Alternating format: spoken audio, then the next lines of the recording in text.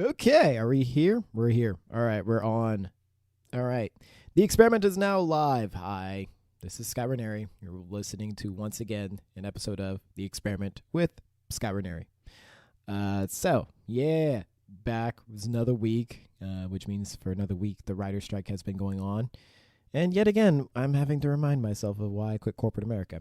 I'm going to have a little announcement about something relating to that in the next episode. But for right now, I just want to catch up on crap. And I'm going to make this very super short because I very much realized, one, I did not have any time to record a new episode. So I'm doing this the same day as I should be posting the episode, which sucks because I'm trying to be on top of that. But it's still happening on Monday. It's still out now. You're still listening to me. I'm still making it happen. And so speaking of making it happen with this episode, you know what else made it happen? Somehow a horror movie in New York. Yeah, Scream 6 made it happen. And that's what I'm reviewing this week. Yeah. It's currently available to buy on demand digitally, as well as probably in home format soon enough. But it's also currently available on Paramount Plus, which I currently pay for. So I watched the movie finally because I was supposed to watch it in theaters, but I didn't get a chance to.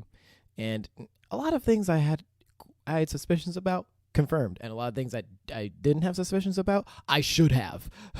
But hey, it's still a pretty good movie, pretty awesome. I enjoyed it. I'll give a good review once we get the show started.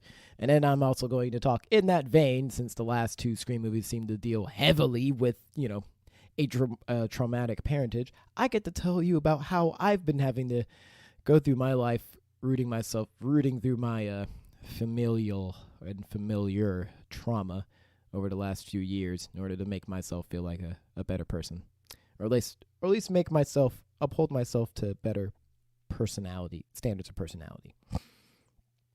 But yeah, we're gonna do all that today. Oh, also, I want to just give you a couple updates. First off, next week I will have another new segment in line of the movies and TV, where what I call Scott Revisits, where I revisit like a franchise or a movie or something that I haven't watched in a hot minute, or I watched semi-occasionally, in order to remind myself as to why I keep watching it or why I enjoy it so much. And next week, I'll be talking about the Hunger Games franchise, since there's going to be a prequel coming out, and that's wild to me, but okay. I don't read the books, so this is like the film franchise is all I remember of it. I know of it, so I'm hyped. But that's where I go. But yeah, that's gonna be next week. I'm still working on the updates for my website, as well as I'm gonna be making a slight change to my photography services in terms of my availability for comedy shows. But I'll be dropping all that next week. As for right now, please enjoy me blabbing gibberish my way over to the first segment of the show, as known as Scott Reviews. So stay tuned for Scott Reviews Scream 6. Woo, yeah, we're back. Woo, yeah, we're back. What's up, people? Howdy, howdy, howdy, howdy, howdy. It's me, your boy, Scott Ranieri. Yeah, we're back. It's Scott Reviews Scream 6. And I'm not going to ask you if you like scary movies. If you're listening to this podcast, you know me well enough to know I do, I'm not going to ask you about scary movies, okay? Whatever. We're going to talk about scary movies, because today we're going to talk about Scream 6, Scream 6, a radio silence film. Those are the group of filmmakers who've taken over the franchise from the late, great Wes Craven and writer Kevin Williamson, also creator of The Vampire Diaries. Since the last film, just simply titled Scream, in parentheses 2022, so that no one messes with the original. So yeah, okay. Let me think. What should I say? Oh yeah, here's what I should say. This movie is pretty good. Brutal as hell. My first note, this is the first two things I picked up on when I was watching this movie. One, a lot of stabs. People got stabbed in this movie. Like, stabbed.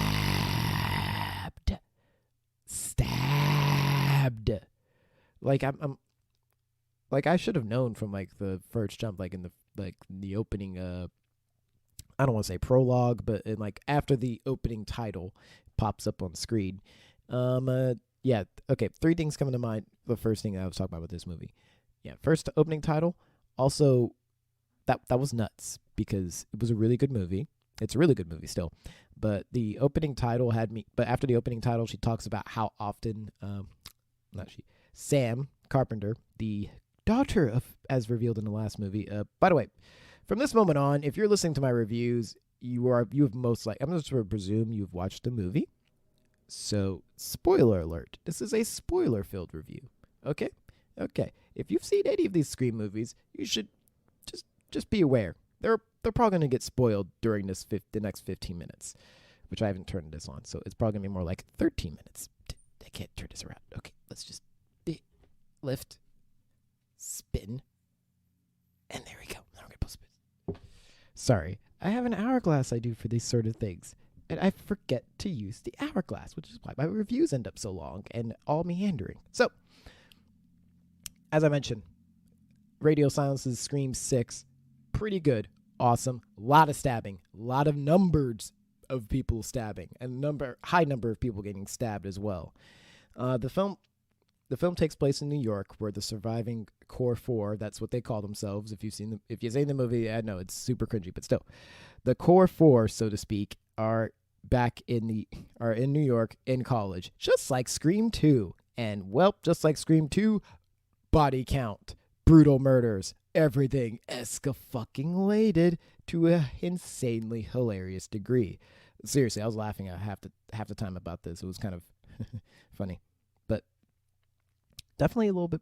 I find it a little better than the last movie, although I will note that it was kind of a, I don't know.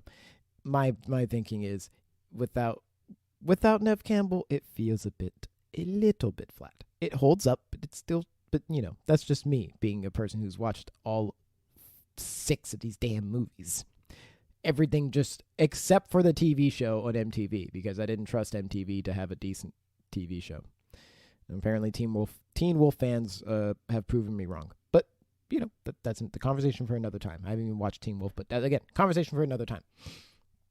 Scream 6 features, of course, from the legacy cast, surprisingly enough, Courtney Cox and Hayden Panettiere, who, by the way, this is the issue. This has got me laughing out loud, and this is the other thing that hit me first off of the movie. When you first see Kirby, you're like, Kirby's back, and she's a fucking Fed.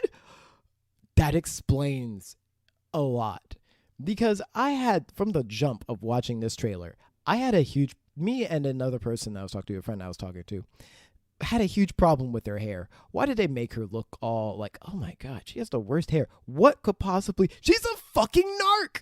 My body was reacting to it like, she's a narc. That's why her hair is so shitty. No Hollywood depiction of law enforcement ever has them have good hair, with the one sole exception of Gillian Anderson in the X-Files, because I don't know, I guess Gillian Anderson just consistently looks hot even when she's, serving the law, or a country that's deranged about law and order.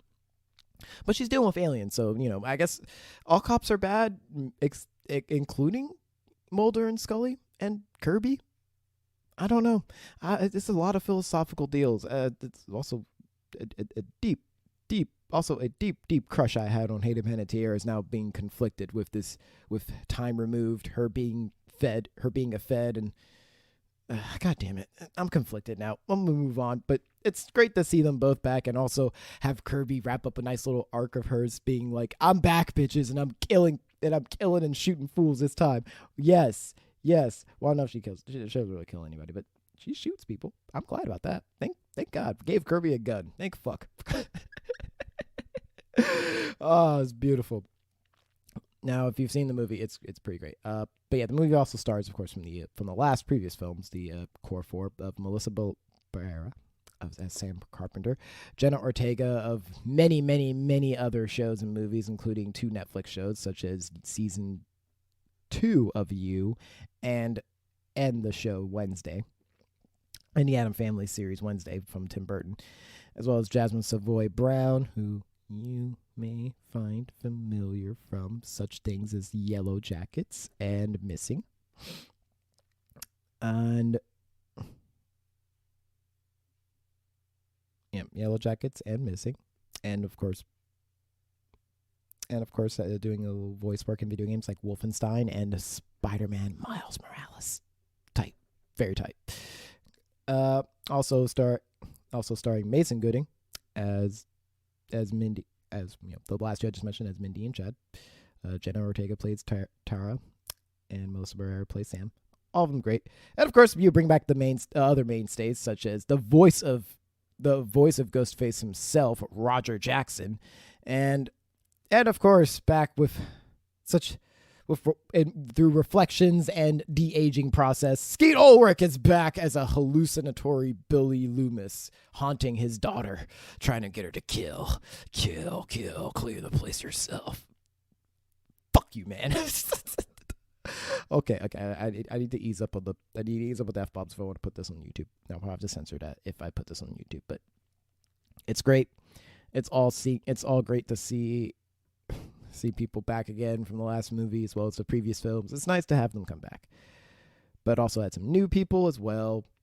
Also had some new people like Jack Champion and Josh Segura and Delbert Maroney and Liana Liberato and a brief appearances from Tony Revolori.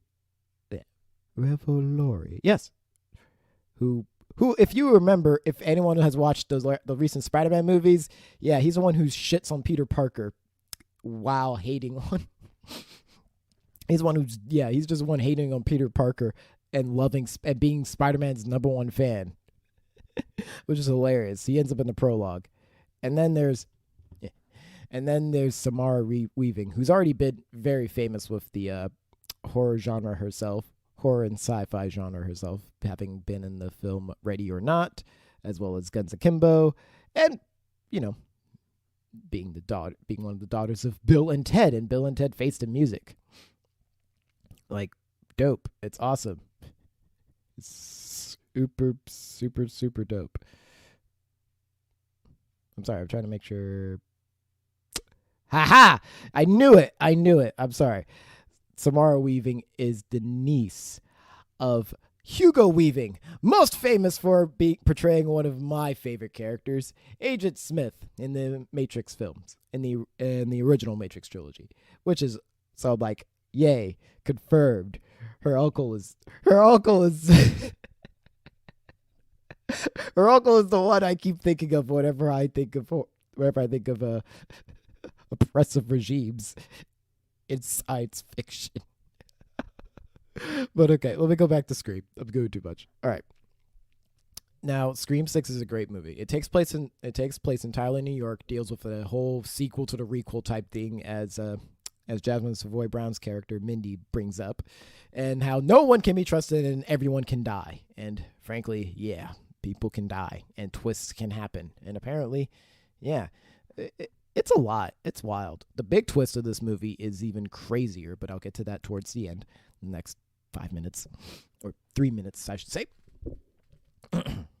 But yeah, it's a great movie, awesomely acted, but also a couple of the kills, I'm just like, damn, brutal as shit. Someone gets their neck snapped after falling like a couple stories off the side of a dumpster, and that's just brutal.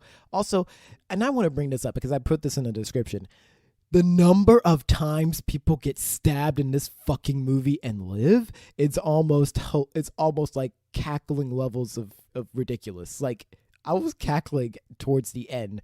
All right, I wasn't going to spoil it at this point, but I'm trying to keep this review short because I'm trying to keep the episodes super short.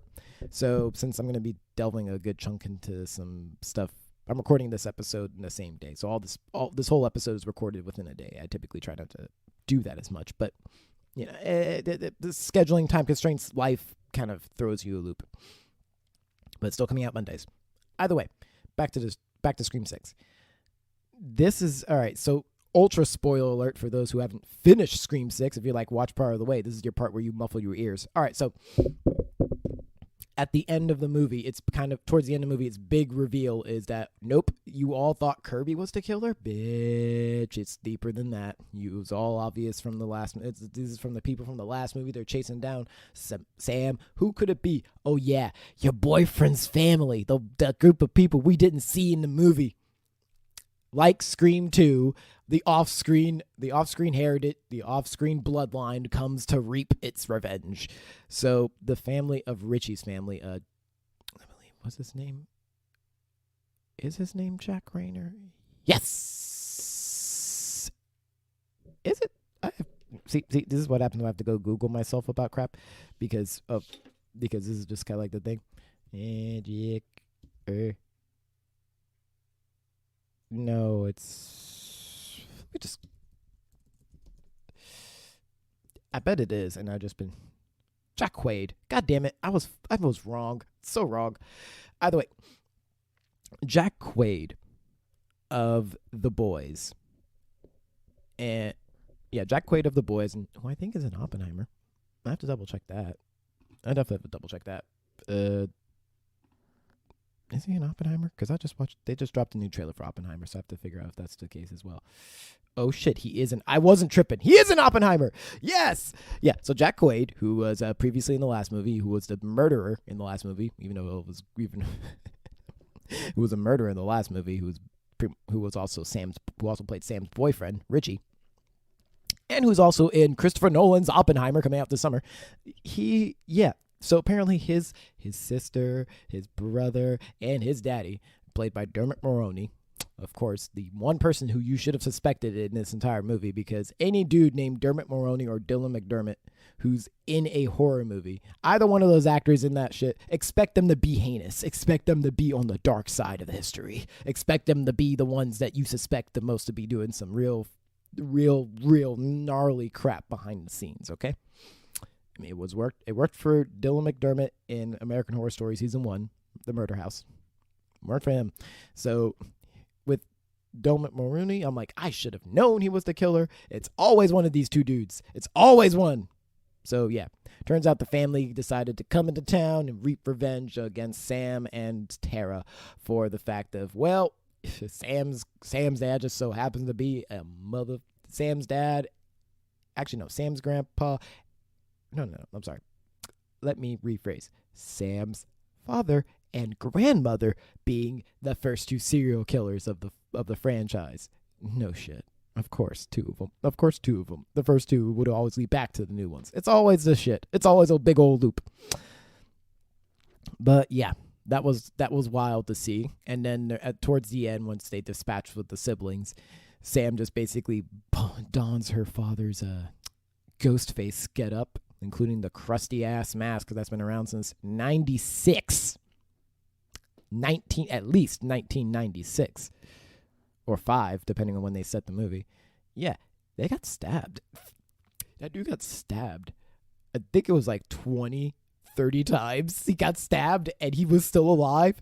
She stabbed him so many times that if he lived through that, he could be like an older white version of he could be the old white guy version of 50 Cent. I got stabbed 50 times and they still couldn't get me.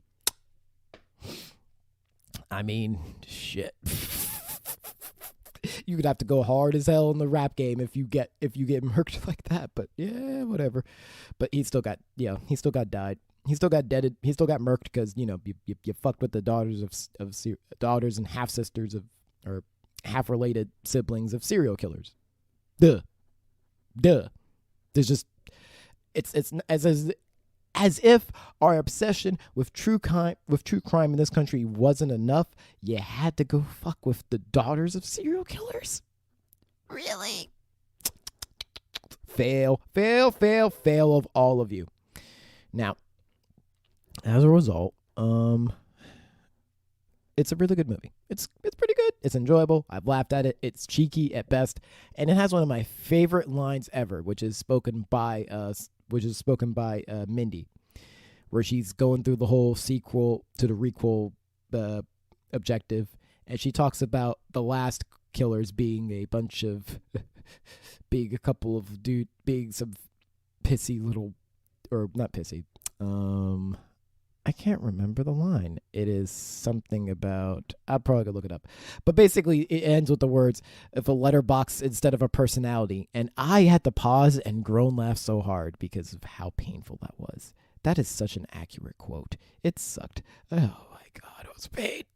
Okay. All right, I'm now way over this review than I want it to be. But I'm okay with that because it needed to be done. It's Scream. It's fine. I'm okay with it. Scream 6 is available to stream on Paramount Plus right now. You can also buy it on video on demand through various avenues like Amazon and Vudu. But yeah, it's a good movie. Definitely go watch it. I would say out of 5, not 5. Yeah, you know what? Since it's the 6th movie, we'll do it out of 5 stabs. So how many stabs do I give this? I would give it a, what's a solid number? We're gonna give it a 4 out of 5 stabs. Why? Because, well, it'd be great. I do had a couple. Only couple of notes with it was that it still felt it went far, but I feel like it didn't go far enough. Maybe like how it teased Gale could have been the killer, not, but that could have been a nice little avenue. It could have teased but everyone made it out alive in the end. But I think what bothered me the most is the fact of how they wrote off Sydney in the movie, which is weird. It's really weird, but that's what happens when studios don't want to pay people what they owe. So I guess pay the writers and maybe give Neve Campbell a better deal.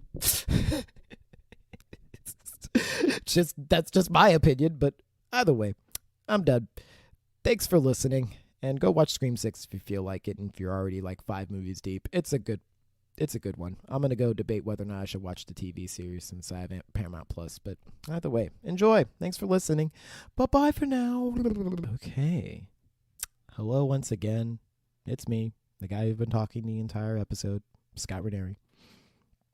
And I'm back with a special segment of On My Mind. Now, because my interview ran a little long, my review of Scream 6 ran a little long. I'm going to try and make this short as possible. Hold on. Let me lower the mic. And here we go. I was going to spend a little more time on that, but I think because I enjoyed it, I'm just rambling about Scream 6. I just watched it. It was really good. But it also got me thinking about the trauma, patterns, and growth, which has been on my mind as of late. Because in the movie, within the last couple of movies, Scream is focused on the main character who's had to deal with very traumatic family members in her past. Some who have caused irreparable damage and in some cases a destructive and very dangerous reputation. Such as the main character of the last 2 films, being the granddaughter of being the daughter of spoiler alert, the first movie's killers. So, yeah, a lot of craziness. So it got me to thinking about what I've had to do in the last few years in terms of my healing of family influenced traumatic wounds. So I thought I'd take a few minutes to let you know how I got there in my little journey, as I have Jackie Chan movies on mute next to me. So here's what happens. So here's what I've realized. I hip dialed a friend recently. If she's listening to this, hi. It was very funny. My body literally dialed this person out of the favorites section of my phone, and it was great. It was great because I hadn't talked to her in a hot minute, and she was not. And it's always lovely to talk to an old friend. And also, I had recently hung out with somebody, a new friend who I had met while I was getting hair products, and it was nice to talk with the both of them.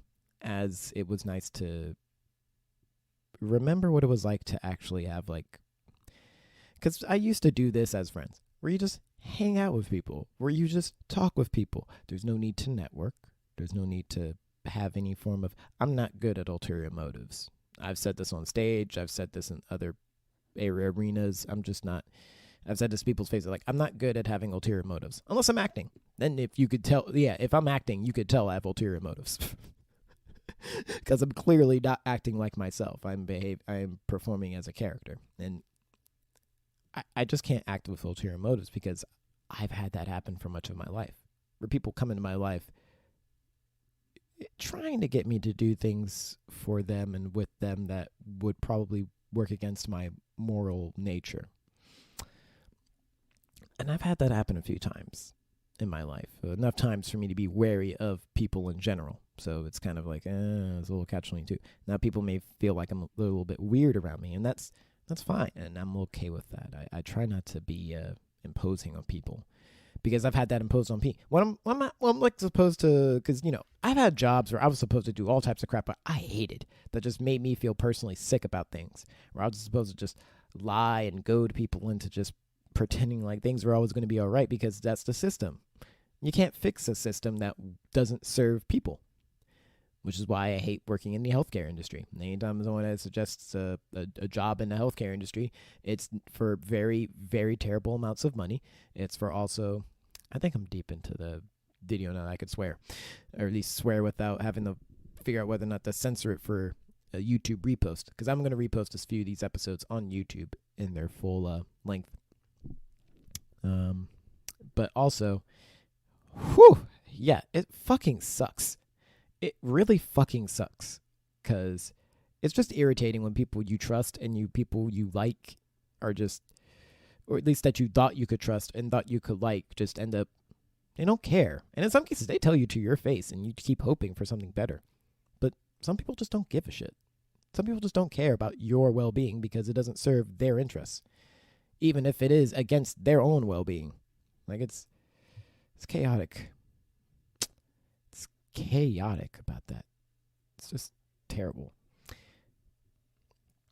What I mean to say is that through an old friend and through hanging out with a new friend in what I consider to be an old-fashioned way, I learned something about myself that without that I haven't been able to achieve, that I didn't think I could achieve, that I didn't think I had the capacity to achieve before this moment.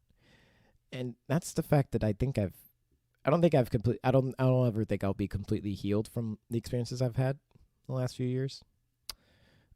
Because since returning to Los Angeles, I moved away from Los Angeles I want to say when I was very young, because of my parents splitting. And then over years, and over like a decade of being in Pittsburgh, Pennsylvania, it took a toll on me because no one there was really, people were mean to each other. Like, I have a best friend I've known from middle school who literally is one of the handful of people I still talk to from that middle school, which isn't even there anymore. It's now like apartments for people who work for Google. It's gentrified as hell right now.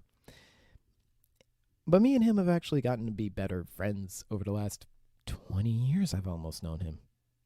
Whew, almost 20 years. Fuck me. Passage of time, my dudes.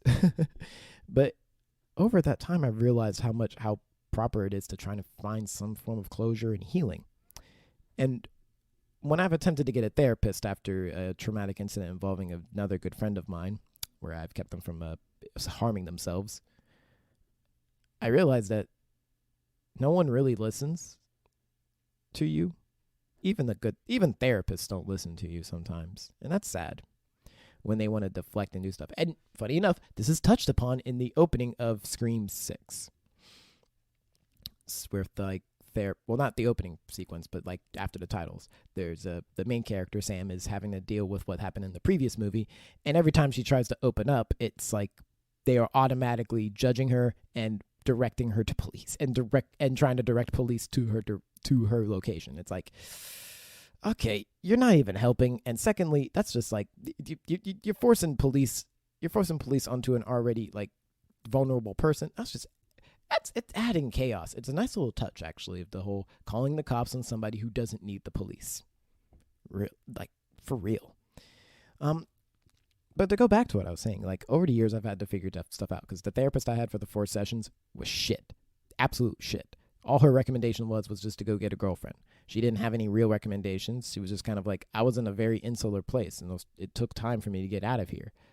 But, you know, having an old white lady trying to tell a mixed race young man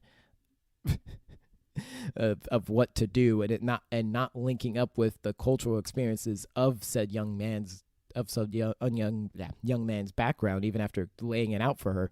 It's just no one listening. It's just like circumventing and thinking, oh, it's like, this is really your problem. You just don't have a girlfriend. Like, fuck you. Should fuck you twice, actually. I wouldn't, but go fuck yourself. Because that's not what I needed. Over the last few years, I realized what I did need. And what I needed was rest. I needed to be heard. And I needed I needed people to understand me as a person rather than just a tool. And I think that was the problem. I made myself very open and available for help, but I forget people conflate networking with actual friendship a lot of the times, especially in Los Angeles. Like there's like not a dearth, but rather an abundance of stories. An abundance of stories of women having to deal with women I've met through Twitter who've had to deal with guys who've dated them just so they could read their screenplay or do other crap. And I'm just like, wow, do you guys not know how to have relationships anymore? This is wild. But I've learned especially after having quit a corporate job, I've learned that I've needed to take time for myself and learn that,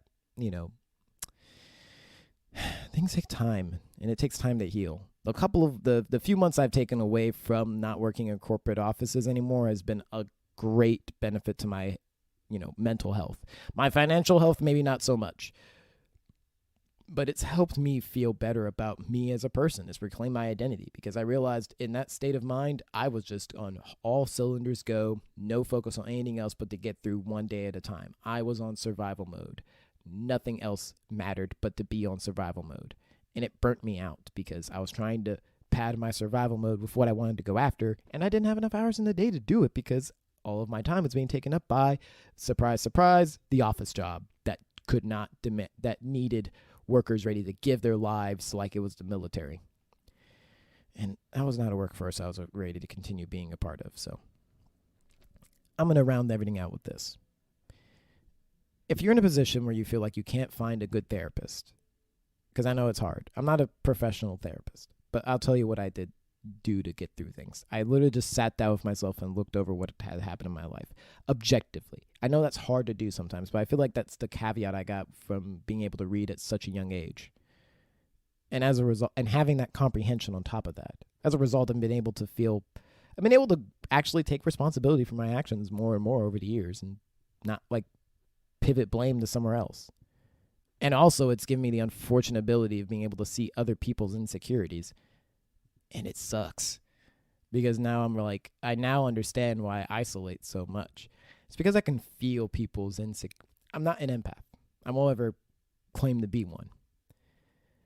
Because I feel like the people who claim to be empaths are sociopaths. And I already feel I'm a little borderline sociopathic at times. And I don't want to be that person. But look, I want to be a better person. And for me to do that, I needed to recognize that I'm not always a great person to be around because I'm human. I have flaws. I may fuck up and do something emotional and stupid. And I have to forgive myself for doing that and make amends to those I may have hurt in the process. At least those who deserve to have an apology. Others who have kind of provoked it, I wish I could apologize and forgive you for that. But I'm also like, look, I can forgive myself for doing that and I can forgive you for your influence on that. But unfortunately for some people, there's so much I can forgive, but some people, I have to be honest, cannot be forgiven for some of their actions. Sometimes I don't think people are too far to be saved, but I think some people are just too far to help, are just too far down the rabbit hole to think, I don't know.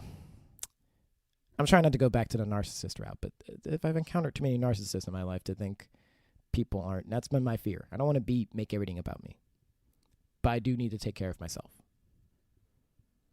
Which is probably why I brought back this podcast, so I can talk about taking care of myself in lieu of trying to make everything about me. Because that way, this podcast can be about me. And everything else I can just put to my leisure. Okay. I think I've said enough. But hey, but like I said, if you're into that, if you don't have currently a therapist and you're having trouble finding one and you're having trouble just reaching out, just keep this in mind. You are not your trauma. You are not the pain. that you think defines you, and you are worthy of much more than what you think you are. Take it from somebody who has been beating themselves up so hard that I'm now having to shun religion because now God is stepping in and causing chaos. I've made jokes about it, so it's fine. But look, remember, I know it seems really cliche to say you're not alone in this, but you're actually not alone in this. Because you're listening to somebody who's basically trying not to do the same thing and repeat old patterns. You know, if your dad's a serial killer, maybe, accept that and, stab people less. I mean, unless it's self-defense, then, have fun. But it's not going to a water bottle making a point. But, if you stab people, if your dad's a serial killer, just don't stab people unless you absolutely have to, like in self-defense situations. Or say if your parents are insecure and taking all types of, or insecure and taking time away from themselves to be, I don't know, if they're basically forwarding their insecurities onto their kids and you're not taking time for yourself, find some time to take time for yourself, because I'm going to tell you right now, eventually you're going to end up having to deal with your parents like they deal with you, like screaming at kids. It's going to be like you're screaming at adult children who feel like they're going to be past the bend of learning and don't feel like they need to be any different than what they are now. Trust me, I love my mom, but at times I have to go tell my mom, this ain't okay and this is wrong, and what you're saying, it just makes you sound like a very mean person. And I don't like saying that to my mother. I don't like saying that to any family member. But I would prefer someone call me out for my heinous activity rather than me just having it go unchecked and it get worse. At least worse enough to the point where I become a heinous man in its vein because I think I can get away with it and I think I'm entitled to it. And I don't.